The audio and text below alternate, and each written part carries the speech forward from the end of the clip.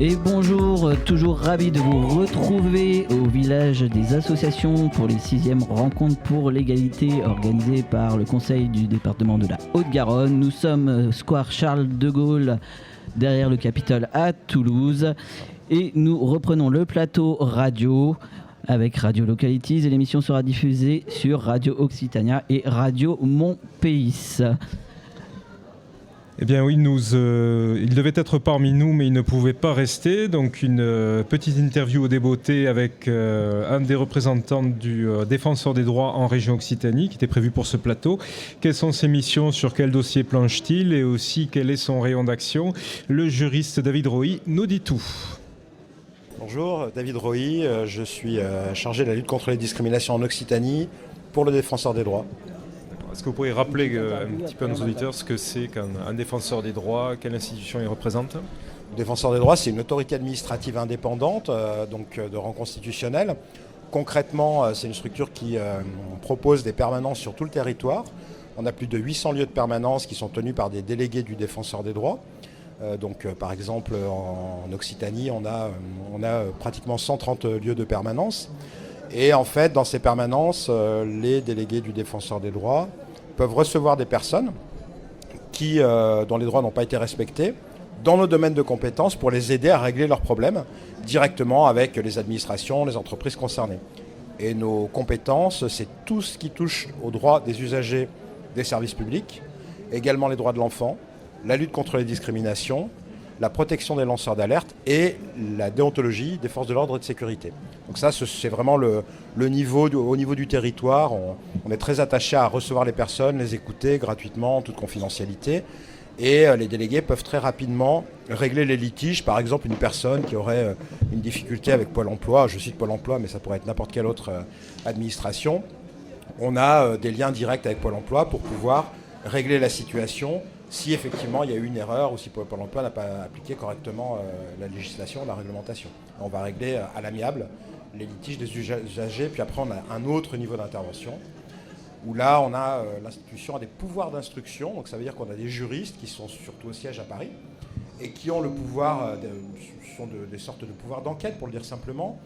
Par exemple, on va demander à une administration, une entreprise, si une entreprise est mise en cause par exemple pour avoir discriminé quelqu'un, on va pouvoir demander à l'entreprise n'importe quelle pièce, on va pouvoir auditionner les responsables de l'entreprise, on va pouvoir faire des vérifications sur place et à l'issue de cette enquête, faire des recommandations à l'employeur, ou bien si le ou la salarié ou l'agent public va devant un tribunal contre son employeur produire des écritures, des observations devant les juridictions qui vont souvent venir appuyer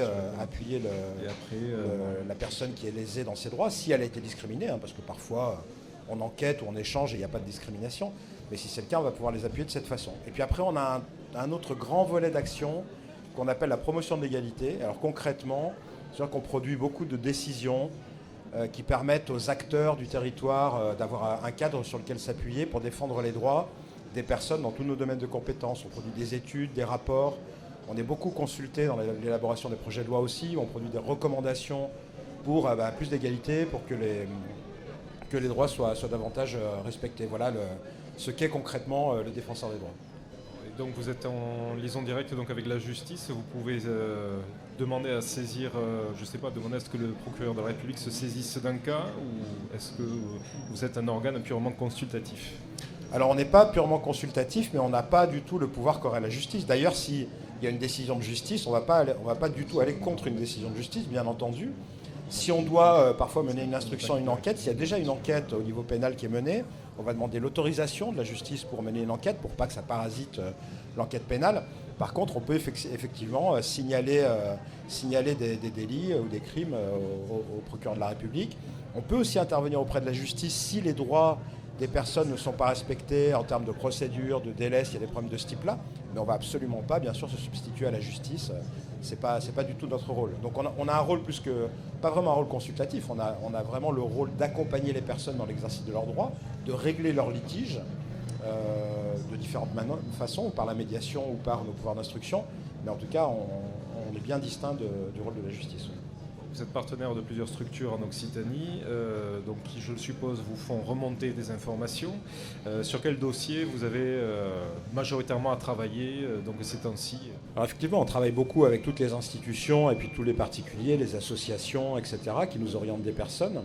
On est beaucoup saisis très très majoritairement par des usagers des services publics qui rencontrent des difficultés, dont les droits ne sont pas respectés. C'est dans le domaine en particulier de la protection sociale, donc tout ce qui relève des retraites, des allocations familiales ou autres, de la protection sociale en général. On est beaucoup saisi, je dirais, également en matière de droits des étrangers, parce que les étrangers rencontrent beaucoup de problèmes pour accéder à des rendez-vous en préfecture, pour le renouvellement de leur carte de séjour notamment, dans certains départements plus que dans d'autres. Et puis, moins fortement, mais ce sont quand même des problèmes majeurs pour nous, parce qu'on sait qu'il y a beaucoup de discrimination, par exemple, même si on n'est pas suffisamment saisi. C'est un appel, le défenseur des droits est compétent en matière de discrimination, saisissez-nous sur cette question-là. On a un numéro de téléphone gratuit, confidentiel, le 3928, où des personnes peuvent vous renseigner au premier niveau, et tous les délégués, sur notre site internet, on peut trouver leur lieu de permanence, prendre rendez-vous, pour aller soumettre une situation s'il y a une discrimination, un harcèlement discriminatoire, pareil pour les droits de l'enfant. Donc voilà, on est aussi beaucoup saisi, je dirais, sur tout ce qui est lié à la dématérialisation des services publics. C'est-à-dire que tout se fait maintenant, beaucoup de choses par Internet. Il y a des personnes qui ont des difficultés avec le numérique, mais on a aussi des personnes qui sont dans des situations qui ne rentrent pas tout à fait dans les cases. Et ça devient de plus en plus difficile d'avoir des interlocuteurs ou des interlocutrices au guichet. Donc voilà, le défenseur des droits, souvent, est sollicité aussi par des personnes qui n'arrivent pas à solutionner leurs problèmes en raison de cette dématérialisation qui parfois est conduite dans des conditions qui dysfonctionnent un peu ou parfois ne parviennent pas à traiter correctement des situations un peu particulières. Est-ce que par exemple vous êtes aussi saisi, parce que c'est un petit peu aussi une question d'actualité, par des étrangers en situation irrégulière par rapport à l'accès aux soins? Alors oui, sur cet exemple-là, on peut être compétent. En tout cas, toute personne peut saisir le défenseur des droits, y compris les enfants. Les personnes étrangères en situation irrégulière ont tout à fait le droit de saisir le défenseur des droits parce que même si elles n'ont pas de titre de séjour, elles conservent des droits. Elles peuvent avoir des droits justement à des soins, à des prises en charge, toute une série de droits. Donc une personne en situation irrégulière peut nous saisir. Ça peut être le cas pour des personnes qui ont par exemple des difficultés pour obtenir des rendez-vous avec des médecins ou des spécialistes parce qu'il y a une prise en charge de la sécurité sociale qui est particulière. Du coup, on a certains praticiens qui vont moins facilement accepter de donner des rendez-vous à ces personnes-là, qu'elles soient étrangères ou pas, d'ailleurs, mais des personnes disons, un peu en situation de précarité. Donc c'est un exemple sur lequel on peut intervenir, oui. Donc vous êtes présent à ce village donc, des rencontres pour l'égalité. Bon, pour vous, c'est une initiative qui est essentielle donc, dans la vie publique. Bah oui, c'est une initiative essentielle parce que cette journée elle est consacrée vraiment à un objectif de promotion de l'égalité. Mais au-delà de ça aussi, à la question de la lutte contre les discriminations, qui est un sujet, vraiment un enjeu très très fort de société, parce que toutes les études qu'on a pu mener, nous et d'autres, montrent que les discriminations sont très fortes. Pour les femmes, pour les personnes en situation de handicap, en raison de l'apparence physique, en raison de l'origine réelle ou supposée, de l'appartenance religieuse. Il y a des discriminations dans le domaine de l'emploi, de l'accès au logement, de l'accès à des biens et des services, et ça, c'est tout à fait massif. Et les personnes font assez peu valoir leurs droits, trop peu, parce qu'elles estiment que ça va peut-être pas marcher, ou elles ont une perte de confiance dans les institutions, ou elles connaissent pas bien leurs droits. Enfin, nous, notre message, c'est vraiment de dire que quand on est témoin victime de discrimination, il faut agir, il faut en parler autour de soi. Et le défenseur des droits ou d'autres organisations qui sont présentes aujourd'hui dans cette manifestation peuvent être contactés pour aider ces personnes. Donc oui, je pense que c'est tout à fait capital d'afficher le fait que le principe d'égalité, il passe entre autres choses par la lutte contre les discriminations qui sont interdites dans les textes de loi. Mais ces interdictions, en fait, dans la réalité, ne suffisent pas aujourd'hui à faire que ces discriminations disparaissent. Donc c'est tout à fait primordial parce que les gens discriminés, c'est aussi une rupture du pacte républicain quelque part. Comment avoir confiance dans les institutions, dans la République, quand il y a des discriminations qui se perpétuent. C'est une vraie question politique très très importante au-delà de la question de l'accès au droit, quoi. Voilà, le juriste David Roy, donc de la délégation du Défenseur des droits en région Occitanie. Nous abordons donc ce premier plateau de ce plateau radio, de ces rencontres pour l'égalité, ce village associatif, en parlant de grande exclusion, Marion. Oui, tout à fait. Alors déjà, bonjour à tous et à toutes. Merci d'être présents à ce plateau. Aujourd'hui, l'exclusion et la marginalisation est un réel sujet qui empiète de plus en plus sur des droits fondamentaux. Les liens de celle-ci avec la pauvreté et les origines étrangères sont assez évidents, engendrant paupérisme et racisme.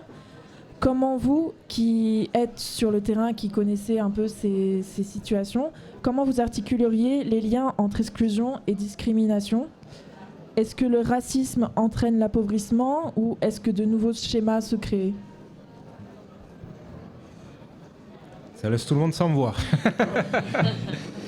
Bon, l'articulation entre exclusion et discrimination, peut-être que oui. Oui, mais il n'y a pas de différence. Exclusion, discrimination, si vous discriminez quelqu'un, vous ne lui permettrez pas de faire certaines choses. C'est clair, c'est direct. Et réciproquement, si quelqu'un t'exclut et qu'on cherche les raisons pour lesquelles il est dans son coin, il ne bouge pas ou il bouge le moins possible, on le trouve tout de suite. Parce que les autres n'en veulent pas. Ils ne veulent pas de lui. Voilà.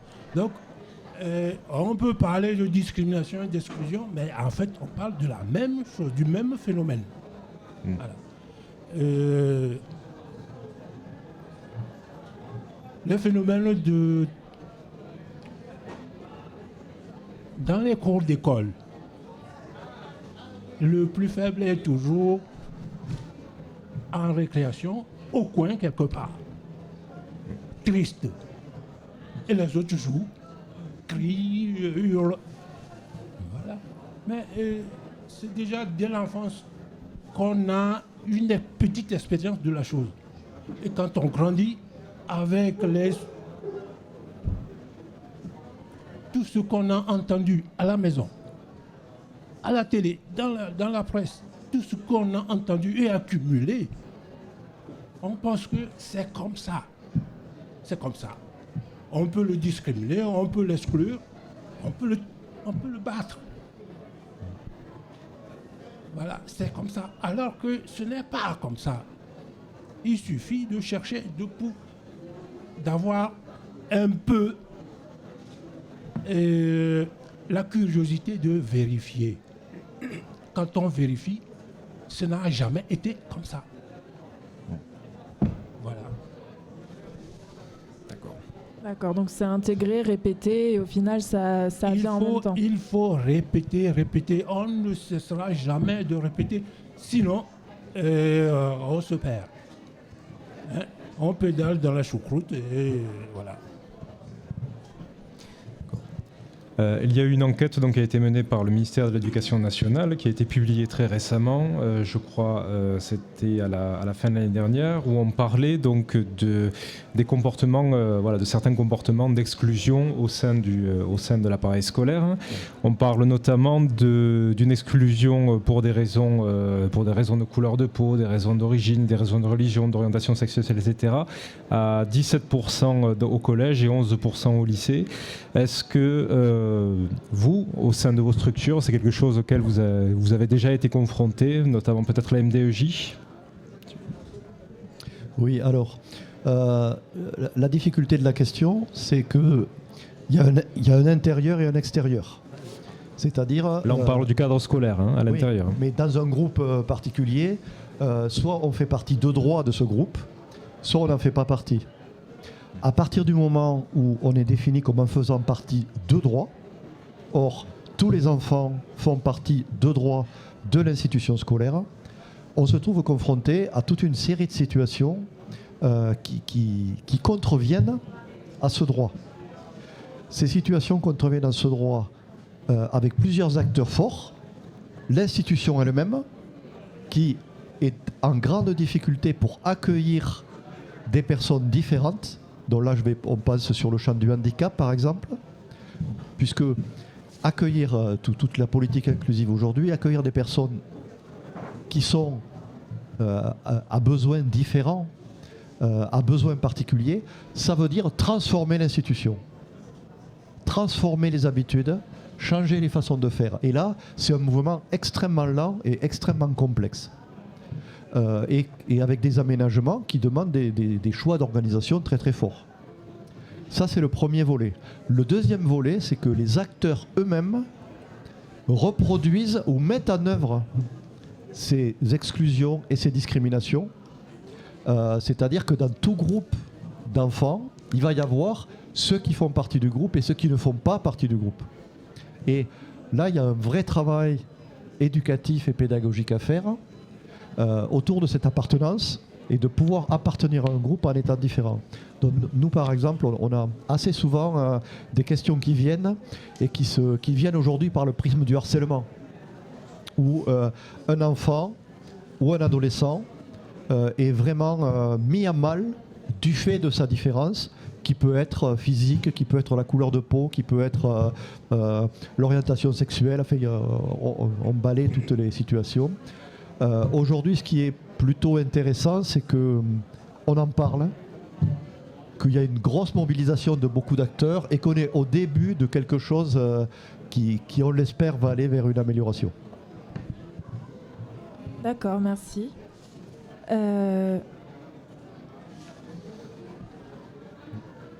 Donc, est-ce que d'après vous, donc, sachant que des schémas, vous nous l'avez dit, donc au début, certains schémas se répètent, certains comportements donc, ont malheureusement tendance à persister, mais est-ce que de nouveaux schémas se créent dans le bon ou dans le mauvais sens selon vous ? Est-ce que, en se basant sur votre expérience en tant qu'association, en tant qu'opérateur de terrain ? Oui, dans le bon sens, oui, parce que beaucoup d'acteurs s'impliquent maintenant et évoquent ce problème-là le plus fréquemment possible. On a dit tout à l'heure qu'il faut répéter, toujours répéter. C'est ça la bonne nouvelle, parce que oui, il y a beaucoup d'acteurs qui prennent ça en charge maintenant. Il faut répéter, toujours. Les animaux, ce sont des animaux, parce que certains, plutôt la biologie dit que lorsqu'un animal naît un petit, en moins de quelques semaines, il peut se débrouiller tout seul. Alors que pour l'être humain, c'est pas ça. Il faut des années. Et ce sont ces années-là qui comptent pour l'éduquer, le rendre humain. Voilà. Il faut le rendre humain. Notre boulot, c'est ça. Rendre nos enfants humains et en nous rendant nous-mêmes aussi, parallèlement, humains.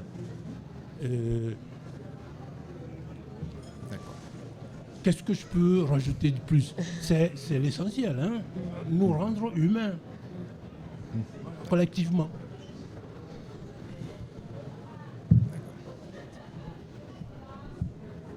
Actuellement aussi, une remise en question du droit du sol, qui est actuellement conditionnel en France, est sur la table depuis plusieurs mois et réellement mise en place à Mayotte depuis 2018. C'est quelque chose de hautement symbolique auquel l'État s'attaque. Est-ce que quelles sont les conséquences auxquelles s'attendre ?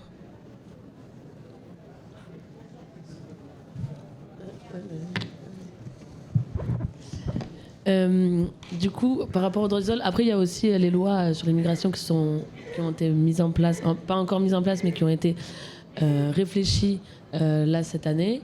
Mais du coup, par rapport au droit du sol à Mayotte, de le retirer, ça ferait que les personnes se retrouveraient du coup étrangères, alors que du coup elles sont nées dans ce pays-là. Et c'est ce qui est remis en question en fait régulièrement, parce que du coup, vu qu'il y a, ils veulent fermer en fait les frontières, ils veulent fermer.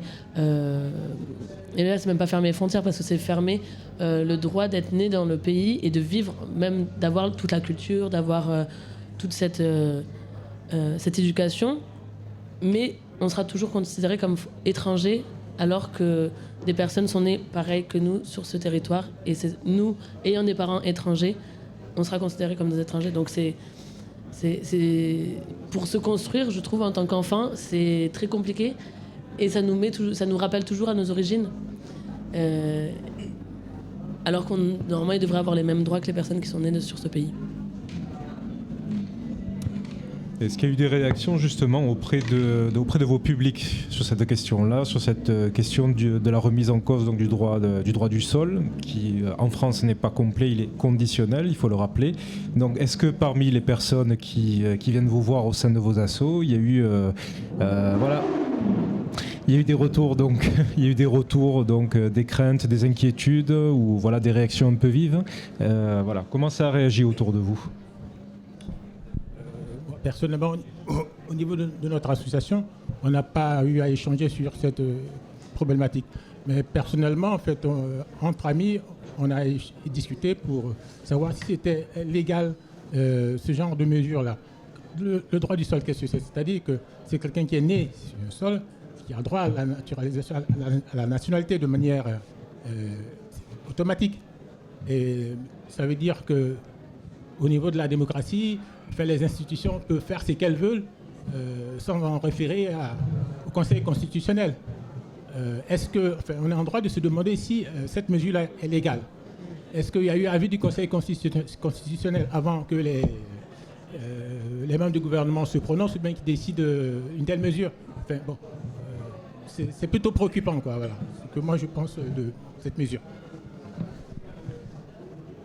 Nous, on a régulièrement, donc, comme à la Maison des droits des enfants et des jeunes, on reçoit des jeunes qui se posent des questions sur les droits.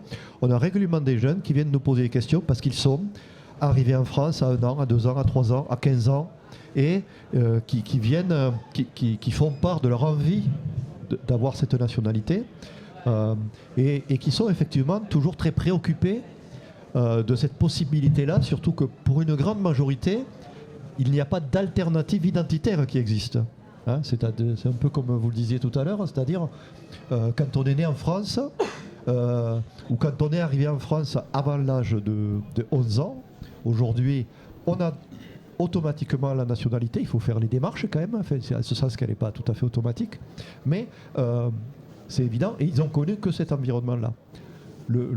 Donc il y a un vrai sentiment d'inquiétude pour tous ces jeunes pour lesquels le point d'interrogation, non seulement il reste, mais je me pose la question à 14 ans, mais quand j'en aurai 18, ça sera peut-être autre chose la règle à ce moment-là. Donc comment j'anticipe et comment j'ai une stratégie par rapport à ça, c'est difficile. L'autre point, c'est de se dire que toutes les règles génèrent des perversions. Toute loi, toute règle génère des jeux d'acteurs pour pouvoir bénéficier. C'est vrai aussi pour, par exemple, les réductions d'impôts. Hein. Le droit à des réductions d'impôts pour un objectif génère des stratégies, quelquefois, pour certaines personnes, pour payer moins d'impôts, avec quelquefois des volontés qui sont pas dans l'esprit de ce qu'a été fait la loi. Mais c'est à la marge qu'on trouve ça.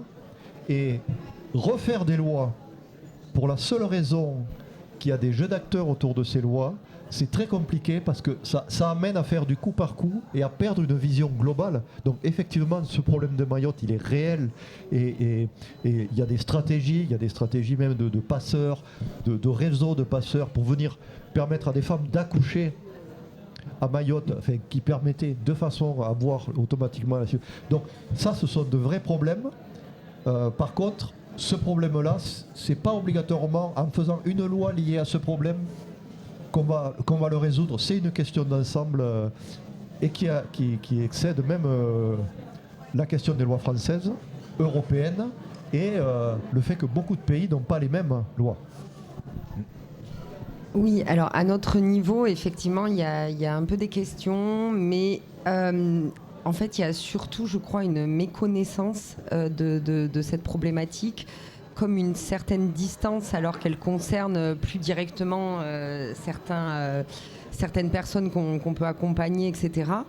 Et je crois qu'en fait, ça révèle d'une problématique un petit peu générale où les populations parfois concernées vont être aussi tellement dans des préoccupations du quotidien de l'urgence sociale, etc., que parfois elles ne se rendent pas compte en fait de ces politiques qui peuvent être mises en place ou réfléchies, etc., et elles ne se rendent pas forcément compte de tout l'impact que ça peut avoir, et aussi parce que c'est présenté en tout cas dans les médias, par les politiques, etc. Enfin, c'est présenté aussi comme une solution contre l'insécurité, contre tous les drames, hein, puisque bien sûr ce sont les immigrés qui sont responsables de tout, c'est bien connu.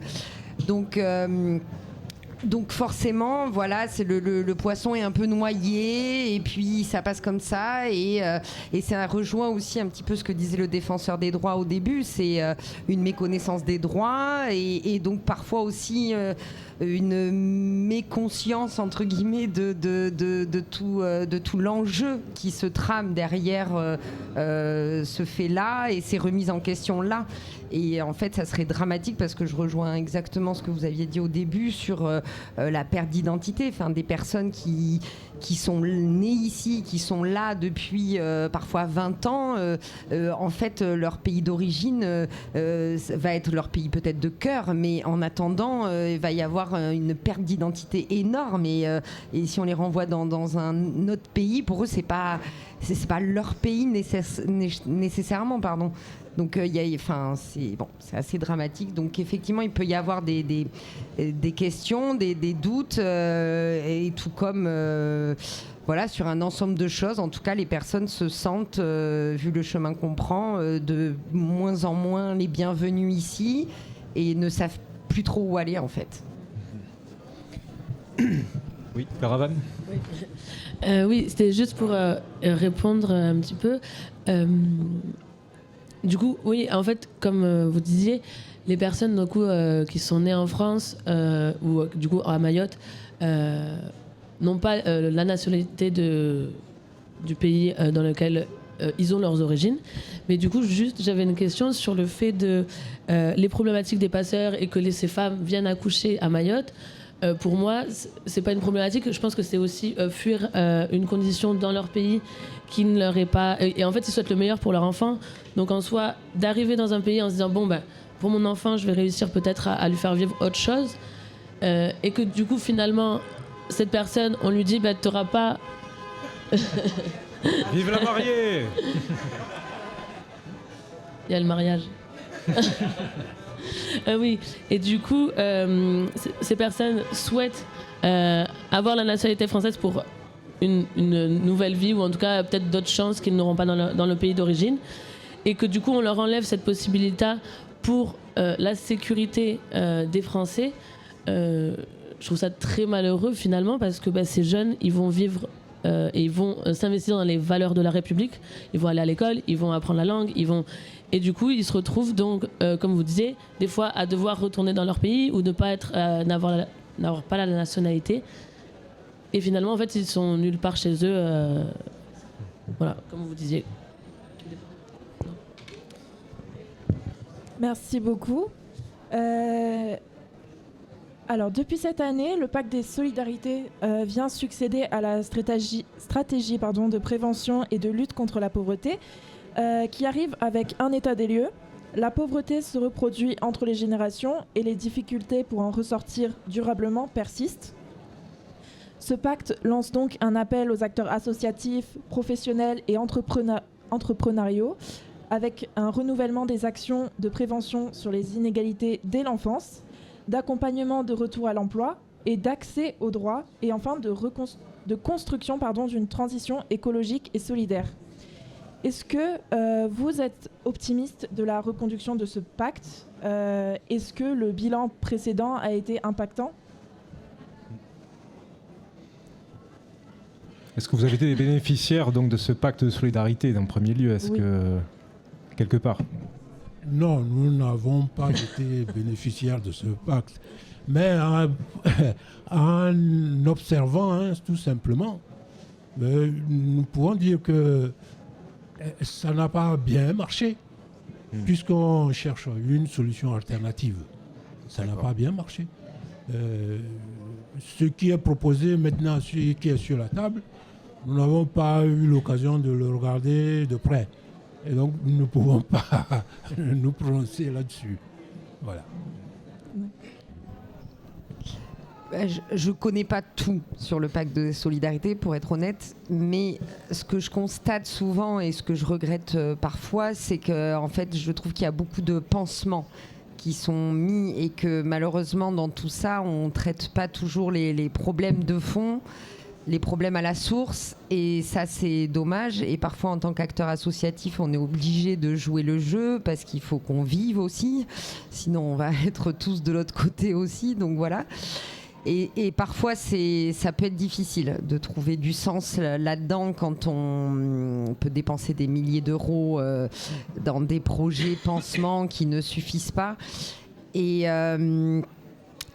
aussi, je crois que ce qui manque fondamentalement, c'est du temps, des moyens pour faire les choses comme elles devraient être faites. Et si on veut vraiment faire les choses bien, voilà, dans tout ce qui est lien social, voilà, on disait retour à l'emploi, non-reproduction des inégalités, etc. Ce sont des choses qui c'est du maillage, c'est du tissage, c'est très lent. Et sauf qu'on est quand même dans une société où on veut que tout aille vite, on veut beaucoup de chiffres et on oublie le qualitatif. Et c'est à mon sens très dommage. Et parfois, quand on est là et qu'on fait 10 000 réunions pour se demander qu'est-ce qui ne fonctionne pas, parfois la réponse elle est très simple, mais après il faut vouloir vraiment la solutionner, quoi. Et la réponse, d'après vous, c'est quoi ?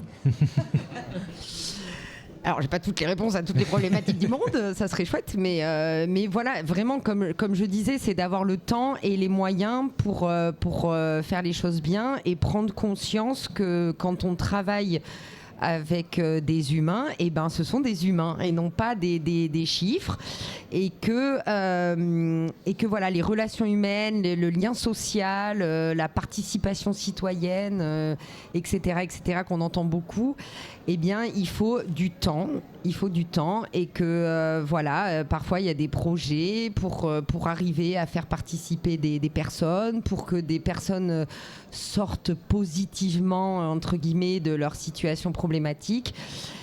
Eh bien oui, parfois on va avoir 1 ou 2 situations, et 3, 4, et ça va être ça va peut-être paraître des micro choses et que ça ne vaut pas le coup en termes financiers, mais parfois il vaut mieux ça plutôt que faire de l'à peu près pour 50 personnes, quoi. En ce qui concerne nous, notre secteur, c'est plus l'accès au droit. Et on constate très clairement que la pauvreté et la précarité sont des freins ou sont des empêchements à l'accès au droit, y compris dans la notification de compensation de handicap, puisqu'il peut y avoir des secteurs où 20% des personnes ne bénéficient pas du droit auquel ils pourraient bénéficier, tout simplement parce qu'ils n'en ont pas la connaissance et qu'ils n'ont pas pu y accéder. Donc il y a un gros effort à faire de ce côté-là, au moins pour cette accession minimale. Après, le deuxième point, où là, il y a des choix politiques et éthiques et philosophiques forts, c'est est-ce qu'on pense que la répression est une bonne méthode d'éducation ? Aujourd'hui, c'est quand même un petit peu une tendance. Le problème, c'est que il y a peut-être d'autres façons de faire que de considérer que les gens qui sont au RSA, ils sont là parce qu'ils fraudent aux aides sociales, que les gens qui sont au chômage, ils sont là parce qu'ils évitent de travailler. C'est, comme vous disiez, un peu plus compliqué que ça. Il peut y en avoir, c'est pas faux. Mais c'est ce que je disais tout à l'heure, chaque règle génère ses perversions. Est-ce que c'est là-dessus qu'on s'oriente ? Ou est-ce qu'on essaie de prendre les questions par d'autres biais, dans l'accessibilité, dans l'accession ? Et là, il y a des choses à faire. Et est-ce que ça devient de plus en plus difficile pour vous d'essayer de mener des politiques à long terme, c'est-à-dire de pouvoir mener vos actions sur plusieurs années, pas seulement sur une seule année d'exercice avec le dossier pour cette année à remplir. Enfin, je ne sais pas si vous voyez ce que je veux dire, mais est-ce que vous parvenez à vous projeter, pour être plus clair ?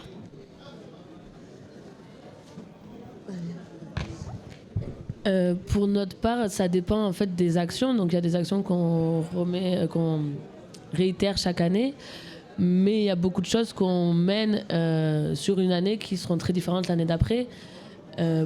Parce que c'est par rapport en fait à la politique, ça dépend aussi des besoins des habitants avec qui on travaille, des habitantes. Ça peut être très divers en fait d'une année à l'autre et par exemple par rapport à l'actualité, on va changer nos actions, on va changer en tout cas comment on les amène ensemble pour y répondre au mieux en fait aux besoins et à la demande de chacun chacune. Oui. Se projeter dans l'avenir, c'est ce qui est conseillé pour mener à bien un projet, à condition que les moyens suivent. Or, vous savez tous ici que les moyens ne suivent pas. Alors, nous, ce que nous faisons, c'est que le plus souvent, nous subdivisons le projet en petits morceaux. De manière, dans le cas le plus idéal, arriver au bout dans quelques années. C'est le projet à long terme. Nous le faisons comme ça.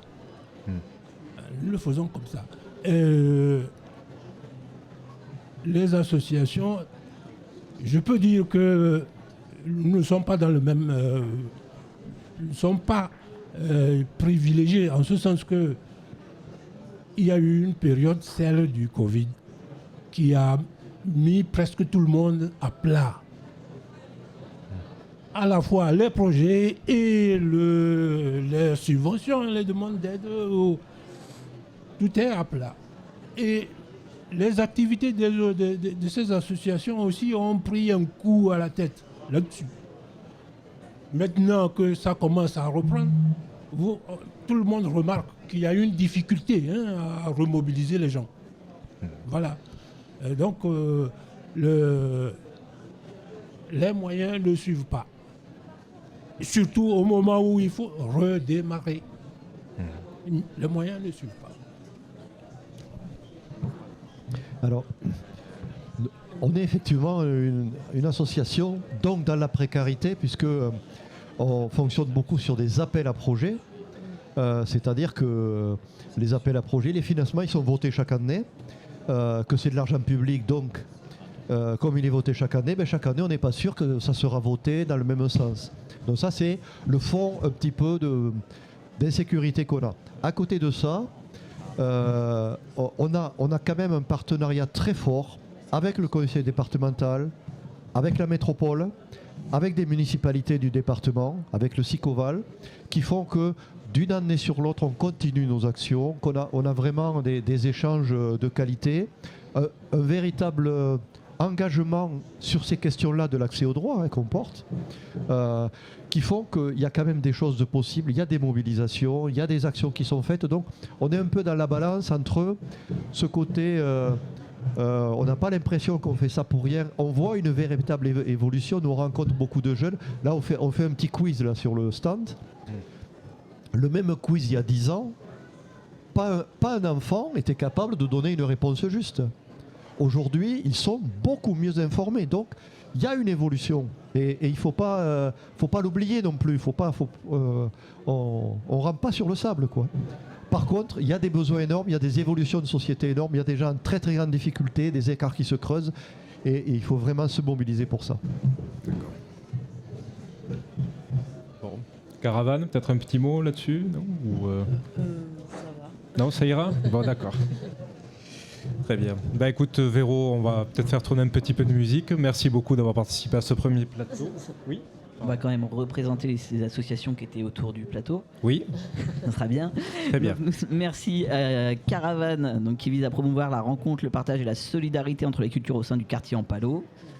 À la MDEJ qui accompagne les enfants et les jeunes sur la question de leurs droits. À l'association AVEC qui œuvre à favoriser la cohésion sociale, et à la Maison de l'Afrique qui vise à favoriser le dialogue des cultures par une meilleure information sur l'Afrique avec l'échange, l'entraide et la solidarité. Petite pause musicale, on se retrouve dans 10 minutes.